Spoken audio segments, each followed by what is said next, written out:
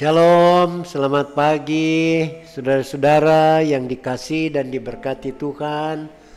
Selamat bertemu lagi. Kita bersama-sama di pagi hari ini, Rabu 20 Maret 2024, akan membaca firman Tuhan melalui Sabda Pagi Sion Winangun. Kita akan baca lagi Lukas 22 ayat 50. Lukas 22 ayat 50. Dan tema renungan kita di pagi hari ini diberi tema dihindari kecerobohan. Sekali lagi, dihindari kecerobohan. Saudaraku, sebelum kita membaca dan merenungkan firman Tuhan, mari kita berdoa. Terima kasih Tuhan, pagi hari ini kami kembali lagi boleh membaca firman-Mu.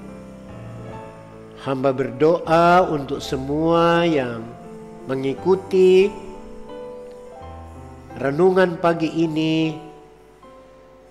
Tuhan tolong melalui Roh Kudus-Mu menguasai mereka semua, termasuk hamba-Mu ini, agar firman Tuhan yang kami baca dan renungkan betul-betul memberi kami kekuatan rohani, keteguhan iman untuk selalu mengandalkan Tuhan dalam hidup ini. Terima kasih Tuhan Yesus. Inilah permohonan doa kami. Haleluya. Amin. Saudara-saudara, marilah kita membaca bacaan firman Tuhan, yaitu Lukas 22 ayat 50. Demikian firman Tuhan.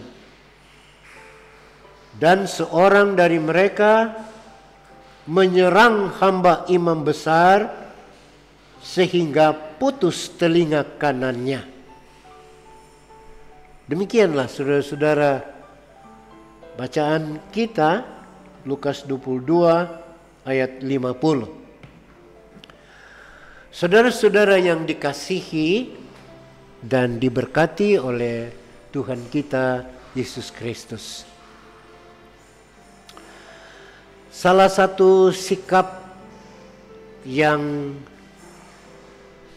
harus dihindari dalam keberadaan kehidupan kita sehari-hari adalah kecerobohan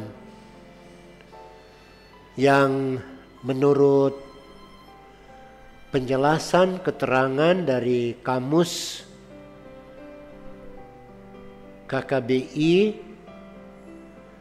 kecerobohan berarti kasar, sembarangan dan sembrono.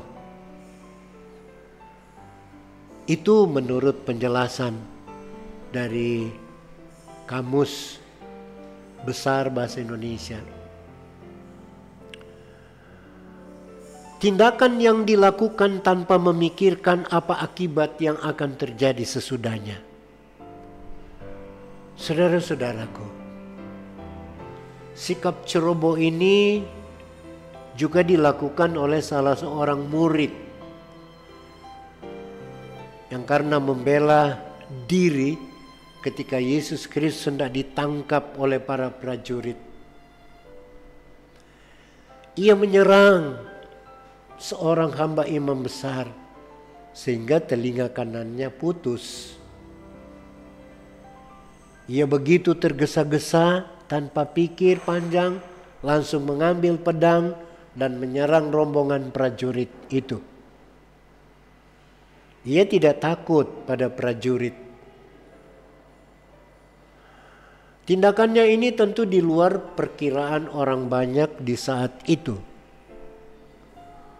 Sebab saudara-saudara, biasanya prajurit pada masa itu sangat ditakuti oleh rakyat biasa. Sebab mereka bisa bertindak dengan semena-mena. Nah, tindakan ceroboh ini berakibat putusnya telinga dari seorang hamba imam besar. Apalagi hamba imam besar. Tetapi untunglah hanya telinga, bukan nyawanya yang melayang. Dan tindakan ini tidak mendatangkan keuntungan pada pihak Yesus. Dan hal ini justru tidak dikehendaki oleh Tuhan Yesus.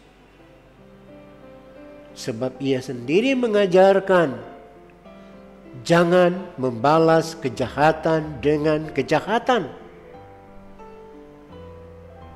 Bila ada yang menampar pipi kananmu, berikanlah juga pipi kirimu.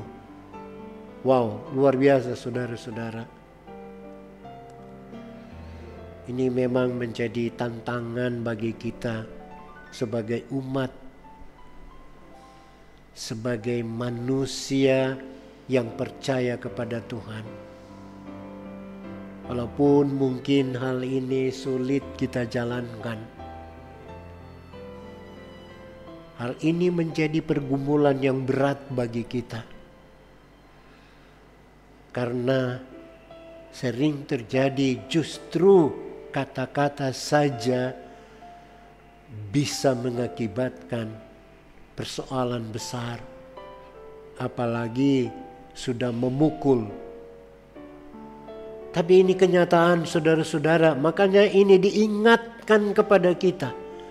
Karena tindakan salah seorang murid yang hendak menunjukkan bahwa mereka tidak ingin Yesus Kristus ditangkap.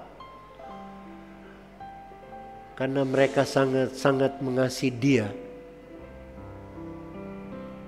Justru tidak dikehendaki oleh Tuhan. Mereka rela ditangkap untuk menggantikan Dia. Tapi bukan demikian rencana Tuhan Allah. Bahwa Yesus Kristus akan ditangkap, diadili, dan kemudian mati di kayu salib. Untuk apa saudara-saudara?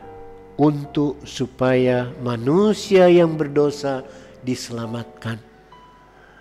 Saudaraku, di tengah-tengah kita menapaki kehidupan ini, banyak hal yang terus digumuli, terutama dalam keadaan apapun. Bila berada dalam situasi sulit, terkadang membuat kita bertindak ceroboh tanpa memikirkan akibatnya. Apa contohnya? Contohnya ketika tidak ada yang harus dimakan, terkadang sering membuat orang mencari jalan pintas seperti mencuri. Sehingga muncul ungkapan, kalau dapat riki, mencuri. Kalau nyanda dapat, itu berarti mencari. Saudara-saudara, ini sulit dibayangkan kalau terjadi seperti itu. Anak-anak Tuhan, apalagi di minggu-minggu sengsara ini. Apakah hal itu berkenan kepada Tuhan? Tentu tidak. Setiap orang yang diberikan Tuhan Allah kekuatan, kemampuan, dan hikmat untuk berusaha, maka bekerjalah untuk mendatangkan berkat dalam kehidupan sehari-hari.